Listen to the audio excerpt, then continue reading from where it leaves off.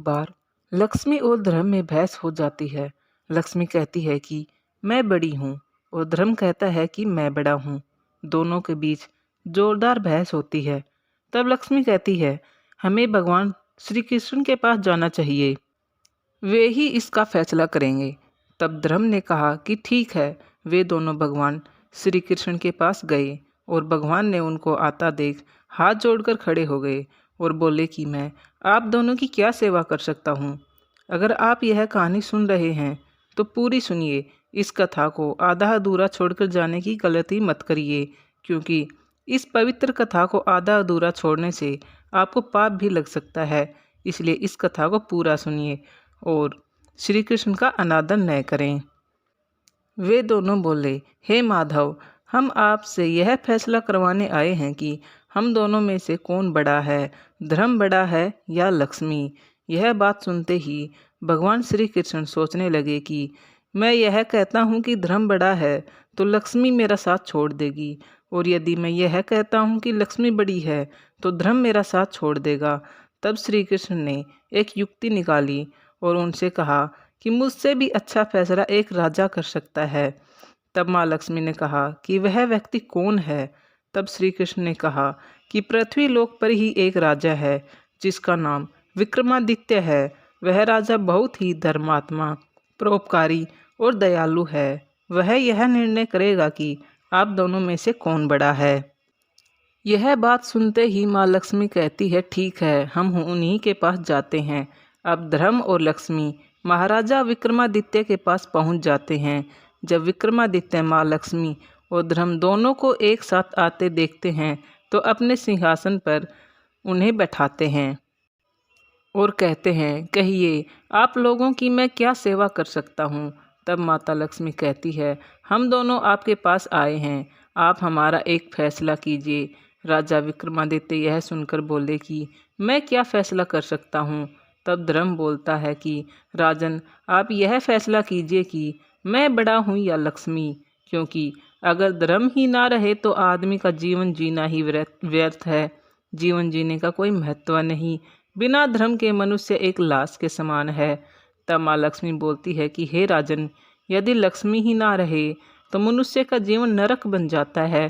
उसे दर दर की ठोकरें खानी पड़ती हैं, उसे गरीबी में जीवन यापन करना पड़ता है, मनुष्य दरिद्र हो जाता है, उसे अथाह दुख मिलता है। राजा विक्रमादित्य ने उन दोनों की बातें सुनी और कहा कि ठीक है, मैंने आप दोनों की बातें ध्यान से सुनी और समझ ली हैं। तब राजा विक्रमादित्य ने सोचा कि यदि मैं माँ लक्ष्मी को कहता हूँ कि आप नहीं, धर्म बड़ा है, तो माँ लक्ष्मी मेरा साथ छोड़ देंगी, मुझसे रुष्ट हो जाएंगी। अगर मैं यह कहता हूँ कि लक्ष्मी बड़ी है, तब धर्म मेरा साथ छोड़ देगा, जो कि मेरे लिए अत्यंत प्रिय है। मेरा धर्म ही मेरे लिए सब कुछ है। तब अंत में आकर महाराजा विक्रमादित्य ने निर्णय सुनाया और कहा कि आप दोनों ध्यान से सुनिए, मेरे लिए धर्म बहुत ही महत्वपूर्ण है। धन से श्रेष्ठ धर्म है, क्योंकि बिना धर्म के व्यक्ति के जीने का कोई महत्व नहीं। बिना धर्म के मनुष्य पशु समान है, उसके जीवन में कोई रस नहीं रहता, उसके मनुष्य योनि में जन्म लेने का कोई औचित्य नहीं। एक बार के लिए यदि धन ना हो तो भी व्यक्ति जीवित रह सकता है, वह गरीबी में जीवन यापन कर सकता है। बिना धन के मनुष्य रूखी सूखी खाकर जीवित रह सकता है, अपना जीवन गुजार सकता है। लेकिन यदि धर्म ना हो तो व्यक्ति के जीवन का कोई महत्व नहीं है। इसलिए मैं धर्म को चुनता हूँ, मेरे लिए धर्म बहुत बड़ा है। राजा विक्रमादित्य की यह बात सुनकर माँ लक्ष्मी बहुत क्रोधित हो जाती हैं और कहती हैं कि हे राजन, तुम्हें अपने आप पर बहुत घमंड है, तुमने मेरा अनादर किया, तुमने धर्म को चुना, इसलिए मैं तुझसे दूर हो जाती हूँ। आज के बाद तुम कंगाल हो जाओगे। यह कहकर माँ लक्ष्मी वहाँ से चली जाती है, राजा विक्रमादित्य का साथ छोड़ देती है और धर्म राजा विक्रमादित्य के साथ हो जाता है। तब देखते ही देखते कुछ समय में राजा विक्रमादित्य कंगाल और गरीब हो गए, लेकिन उनका एक घोड़ा और तलवार शेष रह गया था। अब राजा विक्रमादित्य सोचते हैं कि मेरा यहाँ रहने का कोई महत्व नहीं, मुझे यहाँ से आगे चलना चाहिए। विक्रमादित्य घोड़े पर सवार होते हैं और तलवार लेकर आगे निकल जाते हैं। रास्ते में चलते हुए उन्हें ध्यान आता है कि इस रास्ते पर तो मेरी बहन का घर है और मुझे तेज भूख लगी है और मुझे विश्राम की भी आवश्यकता है। इसलिए उन्होंने सोचा कि मेरी बहन के पास रुककर कुछ खा पी लूं और आराम कर लूं, फिर आगे का सफ़र तय करूंगा। जब राजा विक्रमादित्य अपनी बहन के पास पहुंचते हैं तो उस महल के पहरेदार और सैनिक विक्रमादित्य की बहन के पास जाते हैं और कहते हैं कि आपका भाई आपसे मिलने आ रहा है। विक्रमादित्य की बहन उनसे पूछती है कि वह किस हालत में आ रहा है। उन सैनिकों ने कहा कि हे महारानी, आपका भाई घोड़े पर सवार और फटे हाल में आ रहा है। उसके कपड़े गंदे हैं और वो फटे हुए हैं। यह बात सुनते ही राजा विक्रमादित्य की बहन ने कहा कि तुम उस घोड़े को और मेरे भाई को अस्तबल में रुकने के लिए कहना, उसे वहीं बैठाना, वहीं विश्राम करवाना। मैं कुछ देर बाद आती हूँ। जब राजा विक्रमादित्य महल के अंदर घुसते हैं तो दरबारियों ने उन्हें रोक दिया और उन्हें घोड़े के अस्तबल में ठहराया जहाँ घोड़े बांधे जाते हैं। राजा विक्रमादित्य यह देखते हुए भी कुछ नहीं बोले, चुपचाप वहीं बैठ जाते हैं और अपनी बहन के आने का इंतजार करने लग जाते हैं। जब उनकी बहन उनके पास आती है तो उनके खाने के लिए एक सूखी रोटी लेकर आती है। यह देखते ही महाराजा विक्रमादित्य की आंखों में आंसू आ जाते हैं, लेकिन फिर भी वह कुछ नहीं कहते और अपनी बहन से कहते हैं कि बहन, तुम रोटी तो ले आई, पानी भी ले आओ, मुझे बहुत प्यास लगी है। राजा विक्रमादित्य की बहन पानी लेने के लिए अंदर जाती है और वह राजा विक्रमादित्य उस रोटी को जमीन के अंदर गाड़ देता है और धरती माँ से निवेदन करता है, हे धरती माँ, इस रोटी को सही सलामत इसी प्रकार रखना। मैं एक बार फिर यहीं आऊँगा और इस रोटी की मांग करूँगा और उस वक्त आप मुझे दे दीजिएगा। धरती माँ ने उस रोटी को अपने अंदर समाहित कर लिया। फिर क्या था, राजा विक्रमादित्य बिना किसी को बताए वहाँ से निकल गए और अपने सफ़र पर चल देते हैं। रास्ते में उनकी प्रिय मित्र का घर आता है और वह सोचते हैं कि यह मेरा बहुत ही खास मित्र है, मैं इसके घर जाता हूँ, वहीं कुछ भोजन करके विश्राम कर लूँगा। विक्रमादित्य के मित्र ने देखा कि उसका मित्र आया है तो उसने उसका खूब स्वागत किया और उसे भोजन करने के लिए कहा। राजा विक्रमादित्य भोजन करने के लिए बैठते हैं और उन्हीं के पीछे एक खूंटी थी और खूंटी के ऊपर नौलखा हार टंगा हुआ था। जैसे ही राजा विक्रमादित्य भोजन का एक निवाला अपने मुंह में डालते हैं, वैसे ही वह खूंटी नौलखा हार को अपने अंदर समाहित करने लग जाती है। यह सब देखते ही राजा विक्रमादित्य समझने लग जाते हैं कि यह जो भी हो रहा है वह माँ लक्ष्मी की वजह से हो रहा है। माँ लक्ष्मी मुझसे रुष्ट और बहुत ही क्रोधित हैं। माँ लक्ष्मी ही यह सब कर रही है। इस तरह विक्रमादित्य अपना भोजन खत्म करते हैं, तब तक वह खूंटी उस हार को पूरा निगल जाती है। जब उसके दोस्त की पत्नी देखती है कि उसका नौलखा हार खूंटी से गायब है, तब वह विक्रमादित्य पर चोरी का इल्ज़ाम लगाने लगती है और उनसे कहती है कि आपने ही मेरा हार चुराया है, आप कंगाल हो गए हैं ना, इसलिए आपके मन में चोरी का भाव आ गया है, इसलिए आपने ही मेरा हार चुरा लिया। लेकिन उसके दोस्त ने कहा कि नहीं नहीं, मेरा मित्र कभी चोरी नहीं कर सकता, क्योंकि मैं इसे बचपन से जानता हूँ, यह कभी चोरी कर ही नहीं सकता। उस मित्र के लाख समझाने के बाद भी उसकी पत्नी नहीं मानती और विक्रमादित्य को अपने घर से बाहर निकाल देती है। इतना सब कुछ होने के बाद भी राजा विक्रमादित्य कुछ नहीं कहते और शांत होकर घर से बाहर निकल जाते हैं और आगे का सफ़र फिर से तय करने लगते हैं। अब चलते चलते उनको रात हो जाती है और वो सोचते हैं कि रात में सफ़र करना ठीक नहीं है। इतना सोचकर उन्होंने अपना घोड़ा खड़ा कर दिया और अपनी तलवार लेकर एक पेड़ के नीचे बैठ जाते हैं। थोड़ी देर में राजा को नींद आ जाती है और उसी स्थान पर दो चोर चोरी करके आ जाते हैं। चोरों ने राजमहल में चोरी की थी। उस राजमहल के सैनिक उनके पीछे पीछे वहीं आ जाते हैं। यह सब देखकर दोनों चोर डर जाते हैं और सोचने लगते हैं कि अब राजा के सैनिक हम दोनों को पकड़ लेंगे। इसलिए उन्होंने चोरी किए हुए धन को वहीं महाराजा विक्रमादित्य के पास छोड़ दिया और वहां से भाग जाते हैं। जब सैनिक राजा विक्रमादित्य के पास आते हैं तो देखते हैं कि इतना सारा धन पड़ा हुआ है, तो वे सोचते हैं कि यही चोर है। विक्रमादित्य को गिरफ्तार कर लिया जाता है। उन्हें कैद करके राजा के पास ले जाया जाता है। राजा यह सब देखकर बहुत ही क्रोधित होता है। गुस्से में राजा ने आदेश दे दिया कि इस व्यक्ति के हाथ और पैर काट दिए जाएं, इसे अपंग बना दिया जाए।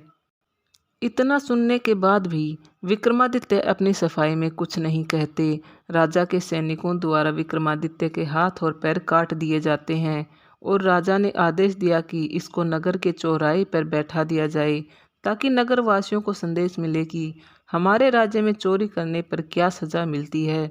राजा के सैनिक विक्रमादित्य को चौराहे पर बैठा देते हैं।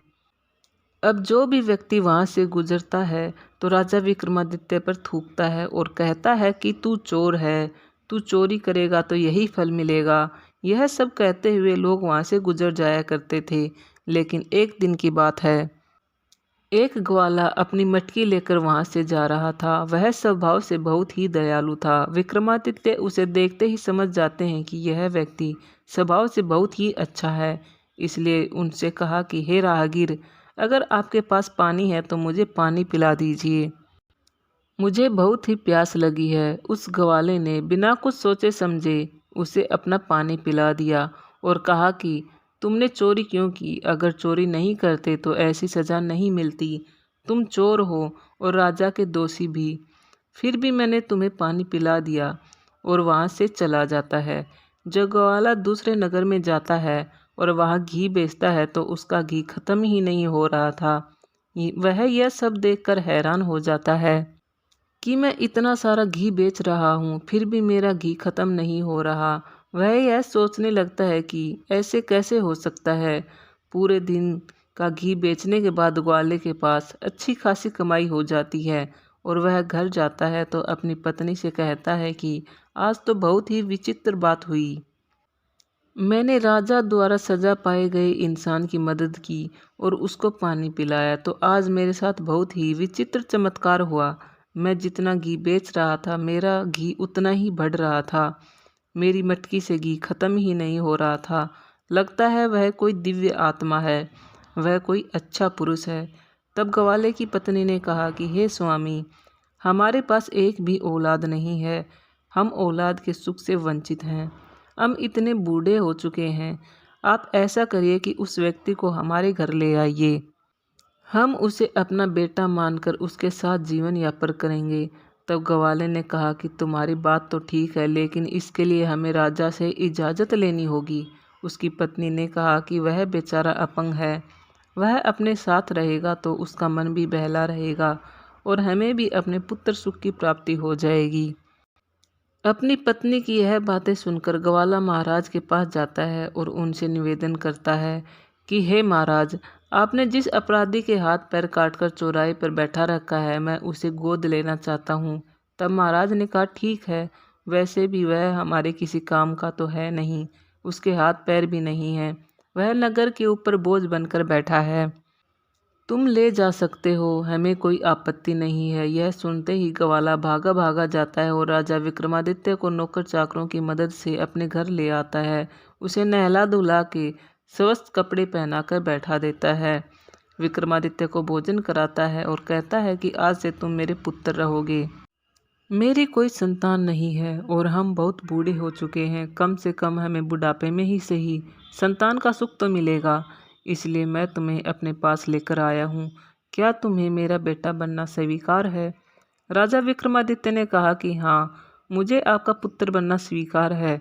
और राजा विक्रमादित्य उस ग्वाले के पास उसका पुत्र बनकर रहने लग जाते हैं। उसी नगर की जो राजा की पुत्री थी वह बहुत ही विदुषी थी। जब वह गाया करती थी तो दीपक जल जाया करते थे, इसलिए शाम को जब वह गाना गाती तो पूरे नगर में दीप जल जाया करते थे। रात्रि का समय हो जाता है, जब सब सो जाते तो वह वही राजकुमारी गीत गाकर उन दियों को वापस बुझा दिया करती थी। लेकिन राजा विक्रमादित्य यह सब बहुत ही ध्यान से देख रहे थे। उन्होंने भी दीप राग गाकर उन दियों को वापस जला दिया। यह देखकर राजकुमारी समझ जाती है कि इन दियों को जलाने वाला और कोई नहीं बल्कि राजा विक्रमादित्य ही हो सकते हैं और राजा विक्रमादित्य इसी नगर में हैं। यह सोचकर राजकुमारी बहुत प्रसन्न होती है। इसी तरह कुछ दिन बीतने के बाद राजा अपनी पुत्री का स्वयंवर करता है। उस समय दूर दूर से राजा महाराजा आए हुए थे और राजा ने उसी ग्वाले को आदेश दिया हुआ था कि हमें 100 घड़े घी के चाहिए। अब ग्वाला धर्म संकट में पड़ जाता है कि राजकुमारी का स्वयंवर है, घी के दीपक जलाने हैं, घी के पकवान बनाने हैं, 100 घड़े घी के चाहिए, मैं इतना घी का इंतजाम कैसे करूँगा। तब राजा विक्रमादित्य कहते हैं, हे पिताश्री, आप परेशान मत होइए, यह सब मुझ पर छोड़ दीजिए, मैं घी का इंतजाम कर दूंगा। उस ग्वाले ने कहा, हे पुत्र, तुम्हारे हाथ पैर नहीं है, तुम घी का इंतजाम कैसे करोगे, कहाँ जाओगे, कहाँ से इतना घी लाओगे। तब राजा विक्रमादित्य ने कहा, हे पिताश्री, मैंने कहा ना, यह आप मुझ पर छोड़ दीजिए, कल जब आप राजकुमारी के स्वयंवर में जाओगे तो मैं भी आपके साथ चलूँगा। राजा विक्रमादित्य ने कहा कि पिताश्री, आप महाराज को यह संदेश भिजवा दीजिए कि आप 100 घड़े भिजवा दो, घी का इंतजाम हो जाएगा।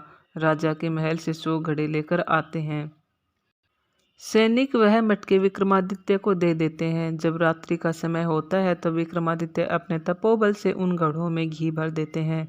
ग्वाला इतना सारा घी देखकर समझ जाता है कि उसका पुत्र कोई दिव्य पुरुष है। ग्वाला बहुत ही प्रसन्न होता है और राजा के पास वह घी के घड़े वापस भिजवा देता है। अब वह स्वयंवर में जाने के लिए तैयार होने लगता है और अपने पुत्र को भी तैयार करता है। ग्वाला विक्रमादित्य को स्वच्छ कपड़े पहनाकर अपने साथ स्वयंवर में लेकर जाता है। उस दिन दूर दूर से राजकुमार आए हुए थे, सब सिंहासन पर बैठे हुए थे, लेकिन राजा विक्रमादित्य किसी कोने में बैठे हुए थे। जब राजकुमारी स्वयंवर में आती है तो वह हाथ में जयमाला लिए हुए राजा विक्रमादित्य की तलाश करने लगती है और वह सोचती है कि मैं विवाह करूंगी तो राजा विक्रमादित्य से ही करूंगी। मैंने उनका गाना सुना था, वह इसी नगर में है, अगर वह इसी नगर में है तो स्वयंवर में जरूर आए होंगे। यह सोचते हुए राजकुमारी उनकी तलाश करने लगती है, लेकिन राजा विक्रमादित्य उन्हें कहीं नहीं दिखते। फिर राजकुमारी की नज़र एक कोने में बैठे हुए व्यक्ति पर जाती है। उसके चेहरे पर अलग ही प्रकार की आभा प्रकट हो रही थी। वह देखते ही समझ जाती है कि हो ना हो यही राजा विक्रमादित्य हैं। राजकुमारी उसे अपना वर चुन लेती है। उस दरबार में बैठे हुए राजा क्रोधित हो जाते हैं और महाराज से कहते हैं कि आपने हमारा अपमान किया है। जब आपको पता ही था कि आपकी पुत्री एक अपाहिज, एक अपंग से शादी करने वाली है, तो आपने हमें बुलाया ही क्यों? हमारा अपमान करने के लिए बुलाया था क्या? राजा ने हाथ जोड़ते हुए उन सभी से माफ़ी मांगी और कहा कि हमें माफ़ करिए, अब क्या ही किया जा सकता है। यह तो नियम है कि कन्या ने जिसके गले में वरमाला डाल दी, अब उसी के साथ उसका विवाह किया जाएगा। इसके लिए मैं आप सभी से क्षमा मांगता हूँ। राजकुमारी का विवाह विक्रमादित्य के साथ ही करना पड़ता है और उसे ससुराल के लिए विदा कर दिया। अब राजा विक्रमादित्य अपने नववधू को लेकर उस ग्वाले के घर चले आते हैं और वहीं रहने लगते हैं। एक दिन राजा विक्रमादित्य का हिरण का मांस खाने का मन करता है, इसलिए वह अपनी पत्नी से कहते हैं कि हे प्रिय, आज मेरा हिरण का मांस खाने का मन कर रहा है, इसलिए तुम जाओ अपने भाई से हिरण का मांस लेकर आओ। लेकिन राजकुमारी का मन तो नहीं होता कि वह अपने भाइयों के पास जाए और वहाँ से कुछ लेकर आए। फिर भी अपनी पति की इच्छा का मान रखते हुए वह चली जाती है और अपनी भाभी से कहती है कि मेरा हिरण का मांस खाने का मन कर रहा है, इसलिए आप भैया से हिरण का मांस मंगवा दीजिए। वह अपने पति का नाम नहीं लेती, बल्कि खुद के लिए हिरण का मांस मंगवाती है। वह सोचती है कि मैं अपने पति के लिए बोलूँगी तो उनका अपमान होगा। यह सब सुनकर उनकी भाभियाँ उसकी खिल्ली उड़ाने लगती हैं और कहती हैं कि यह सब तो तुम्हें पहले सोचना चाहिए था। तुमने अपाहिज से शादी क्यों की? किसी अच्छे राजा से शादी करती तो वह तुम्हें हिरण का मांस ला कर देता। यह सब सुनकर राजकुमारी वापस अपने पति के पास आ जाती है और विक्रमादित्य से कहती है कि मैं अपने घर गई थी और मुझे यह सब बातें सुनने को मिली। तब विक्रमादित्य कहते हैं कि ठीक है, कोई बात नहीं, अब तुम वापस अपनी भाभी के पास जाओ और उन्हें बोलो कि मेरे पति का घोड़ा और तलवार वापस दे दो, और मैं जो तुम्हें यह रुमाल दे रहा हूँ यह उनको दिखा देना। घोड़ा और तलवार तुम्हारे साथ वापस आ जाएंगे। राजकुमारी अपने पति का दिया हुआ रुमाल लेकर वापस अपनी भाभीयों के पास आ जाती है और उन्हें कहती है कि मेरे पति की तलवार और घोड़ा हमें वापस दे दीजिए। तब उनकी भाभियाँ सोचती हैं कि वैसे भी उस घोड़े ने और तलवार ने आतंक मचाया रखा है। जब राजकुमारी को उस घोड़े और तलवार के पास ले जाया जाता है तो तलवार सांप बनकर उनके ऊपर वार करती है और घोड़ा भी उछल उछल कर दुलत्ती मारता है। राजकुमारी अपने साथ लाई रुमाल को उनको दिखाती है। यह देखते ही घोड़ा और तलवार शांत हो जाते हैं और राजकुमारी के साथ चल देते हैं। जब राजा विक्रमादित्य कहता कि मुझे इस घोड़े पर बैठा दिया जाए तो मैं खुद शिकार करने जाऊंगा, तब ग्वाला कहता है कि तुम कैसी बातें कर रहे हो, तुम्हारे हाथ पाँव नहीं है, तुम घोड़े पर कैसे बैठोगे। तब विक्रमादित्य कहता है कि पिताश्री, आप मुझे अन्य व्यक्तियों की मदद से मुझे घोड़े पर बैठा दीजिए। अपने बेटे की जिद के आगे उस ग्वाले को झुकना पड़ा। अपने नौकर चाकरों की सहायता से उस ग्वाले ने विक्रमादित्य को घोड़े पर बैठा दिया। जब वे सर को ऊपर करके देखते हैं तो राजा विक्रमादित्य के हाथ पैर सही सलामत दिखाई देते हैं। वे फिर से स्वस्थ हो चुके थे। उन सभी को इस चमत्कार पर विश्वास नहीं हो रहा था। जैसे ही राजकुमारी राजा विक्रमादित्य से पूछने के लिए आगे बढ़ती है कि ये कैसे हुआ, यह क्या चमत्कार है, उससे पहले ही राजा विक्रमादित्य ने कहा, मैं पहले शिकार करके आऊँगा, उसके बाद बताऊँगा। फिर राजा विक्रमादित्य शिकार करने के लिए निकल जाते हैं। जंगल में कई शिकार करने के पश्चात उन सभी का कान व पूंछ काट लेते हैं और उन्हें वहीं छोड़ आते हैं और घर वापस आ जाते हैं। उसी जंगल में उसी दिन राजकुमारी के भाई भी शिकार करने के लिए गए थे। जब वे देखते हैं कि यहाँ तो किया कराया शिकार पड़ा है, वो भी ताज़ा ताज़ा है, तो उनका मन मचल जाता है। वे बहुत ही प्रसन्न होते हैं। बिना शिकार किए ही उनको शिकार उठा लेते हैं, जो शिकार राजा विक्रमादित्य करके गए थे, और उनके भाई उनको उठा के अपने महल की ओर चल देते हैं। विक्रमादित्य के घर वापस आने पर राजकुमारी ने फिर वही प्रश्न किया। तब राजा ने कहा कि मेरा घोड़ा व तलवार मेरा धर्म है, इसलिए मैं ठीक हो गया और मेरा नाम राजा विक्रमादित्य है। ये सब ग्वाला भी सुन रहा था और वह ये सब सुन के राजा विक्रमादित्य से माफ़ी मांगने लगा और बोला, मुझसे जो भी गलती हुई हो उसके लिए मुझे माफ़ कर दीजिए। तब राजा विक्रमादित्य ने कहा, आपकी कोई गलती नहीं है, बल्कि आपने तो मेरे अपने सगे रिश्तेदारों से भी अच्छा व्यवहार किया है। आपने मुझे अपना पुत्र बनाकर रखा। राजा विक्रमादित्य ने एक बार फिर राजकुमारी को अपनी भाभीियों के पास जाने को कहा और वहां जाकर अपने भाइयों द्वारा लाए गए शिकार को देखने के लिए कहा। जब उसकी भाभियां उस शिकार को दिखाएंगी, तब मैं जो तुम्हें यह थैला दे रहा हूँ वह थैला वहाँ पलट देना और मेरे बारे में ये सब बता देना। यह कहते ही वह राजकुमारी अपनी भाभीयों के पास चली जाती है और कहती है कि भाभी, आज भैया जो शिकार करके लाए हैं मैं उन्हें देखना चाहती हूँ। तब उनकी भाभी ने कहा, इसमें क्या बड़ी बात है, तेरा पति तो शिकार कर ही नहीं सकता, मेरे पति द्वारा किया गया शिकार देखकर ही अपना मन भर लो। और भाभी ने वो सारा शिकार दिखा दिया। तब राजकुमारी ने कहा कि भाभी, इन सभी शिकारों के कान व पूंछ कहाँ हैं। तब भाभियाँ बोली, मुझे क्या पता कहाँ है। यह सब सुनते ही राजकुमारी ने अपने साथ लाया हुआ थैला वहाँ पलट देती है। उस थैले में से कान और पूंछ गिर जाते हैं। तब भाभियाँ पूछती हैं, ये सब कहाँ से आया। राजकुमारी कहती है, यह शिकार मेरे पति द्वारा किया गया है। तब राजकुमारी ने वह सब बातें कह सुनाती और कहती है कि मेरे पति कोई आम आदमी नहीं है, बल्कि वो राजा विक्रमादित्य हैं। यह बात सुनते ही उनके कान खड़े हो जाते हैं और यह बात राजा के पास भी जाती है। राजा दौड़े दौड़े अपनी बेटी के पास आते हैं और उनसे कहते हैं कि पुत्री, हमें माफ़ कर दो, हमसे गलती हो गई, हम अपने दामाद को अपने महल में बुलाना चाहते हैं। राजा विक्रमादित्य जब महल में गए तब राजा ने उनसे माफ़ी मांगी और बोले, आप इतने धर्मात्मा व्यक्ति हो, मैंने आपके साथ बहुत अन्याय किया है, आपके हाथ पांव कटवा दिए हैं। तब राजा विक्रमादित्य ने कहा कि आप लोगों की कोई गलती नहीं है, जो कुछ भी हुआ है माँ लक्ष्मी की वजह से हुआ है। उन्हीं के रुष्ट होने की वजह से आप लोगों की मति मारी गई थी, इसी वजह से ये सब हुआ, आप लोगों की का कोई दोष नहीं है। फिर क्या था, राजा ने अपने दामाद का खूब सेवा सत्कार किया और अपनी बेटी व दामाद को कुछ दिन अपने महल में रखा। उसके बाद राजा विक्रमादित्य ने कहा कि मुझे अपने नगर जाने की इच्छा हो रही है। मैं अपने नगर जाना चाहता हूँ। तब राजा ने खूब सारा धन देकर अपनी बेटी के साथ विदा किया। रास्ते में आते समय विक्रमादित्य के मित्र का घर आता है। वे अपने मित्र के घर जाते हैं। मित्र राजा विक्रमादित्य को देखकर बहुत ही प्रसन्न होता है। मित्र ने विक्रमादित्य को भोजन करने का आग्रह किया। खाना खाते समय जब विक्रमादित्य पहला निवाला खाते हैं तब वह बहुत खुटी धीरे धीरे हार उगलने लगती है। यह देखते ही उस मित्र की पत्नी ने हाथ जोड़कर माफ़ी मांगी और कहने लगी, मुझे लगा था कि यह हार आपने चुराया, लेकिन यह 9 लखा हार तो खूंटी पर ही था। मैंने आपको चोर कहा, आपको अपने घर से निकाल दिया, मुझे माफ़ कर दीजिए। तब विक्रमादित्य ने कहा कि इसमें आपकी कोई गलती नहीं है। ये जो सब हुआ वह मति भ्रम के कारण हुआ है। माता लक्ष्मी मुझसे रुष्ट थी। अपने मित्र को क्षमा करते हुए राजा विक्रमादित्य आगे बढ़ते हैं।